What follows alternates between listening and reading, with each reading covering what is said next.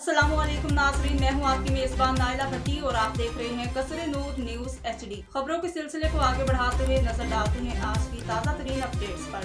खबरों के सिलसिले को आगे बढ़ाते हुए खबर शामिल करते हैं हमारे नुमाइंदे अदनान चौधरी की रिपोर्ट में। सीनियर सहाफ़ी इफ्तिखार अहमद भट्ट मरहूम नुमाइंदा जंग अखबार के बेटे अब्दुर्रहमान भट्ट की शादी के मौका पर गुजरात शहर के मारूफ सियासी और समाजी शख्सियात ने शिरकत फरमाई, जिनमें हाजी नासिर महमूद साहब का MPA, मलिक तारिक गौस, प्रिंटर वाले Khadim Hussain Salimi, Markazi Anjuman Tajran, general secretary Ansar Bhatt, high class bakery वाले डॉक्टर शेख नजीबुल्लाह, मिर्जा तारक, सैयद रफाकत अली शाह, कौसर वहीद भट्ट, हाजी नईम CNG वाले, Nabeel Mughal advocate, bar association Gujrat, Zubair Rehman Bhatt, Mohammad Qazafi Bhatt, Chaudhry Ahsan, Nadeem डोया, एहसान खान वगैरह ने शिरकत फरमाई।